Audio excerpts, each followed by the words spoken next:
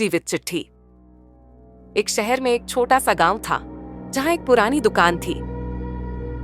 यह दुकान किसी के लिए भी सफल नहीं थी, लेकिन एक दिन वहां एक लड़की मीरा अपने दोस्तों के साथ दुकान में गई।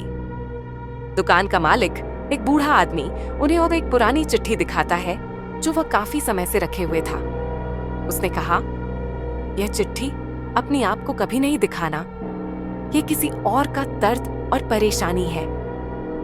मीरा ने सोचा, ये क्या बकवास है, लेकिन फिर भी उसने चिट्ठी लेने का मन बना लिया। उसने दुकान के मालिक से चिट्ठी ली और अपने घर ले आई। उस चिट्ठी में कुछ लिखा था, मुझे मदद चाहिए। मेरा नाम राधिका है, मैं इस शहर में खो गई थी।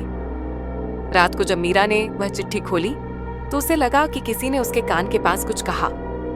वही आवाज बार बार उससे कह रही थी, मुझे ढूंढो, मुझे ढूंढो।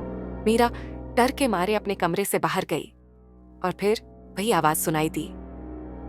वह आवाज कमरे के अंदर थी और जैसे ही उसने देखा, एक लड़की का चेहरा उसके सामने था। उस लड़की ने कहा, मुझे ढूंढो, मैं तुम्हारे साथ हूं। मीरा का चेहरा सफेद पड़ गया। उस लड़की की आंखों में एक अजीब सी रोशनी थी। वह लड़की धीरे धीरे मीरा के पास आ रही थी। मीरा ने डर के मारे वह चिट्ठी फेंक दी और उसके बाद वह लड़की गायब हो गई। अगली सुबह मीरा ने वह दुकान फिर से देखी, लेकिन दुकान बिल्कुल बंद थी। ना कोई था, ना कुछ था, और वह चिट्ठी, वह भी गायब थी। उस दिन के बाद मीरा को कभी भी वह आवाज नहीं सुनाई दी, लेकिन वह हमेशा अपने कमरे के कोने में देखती थी, जैसे कोई उसे देख रहा हो।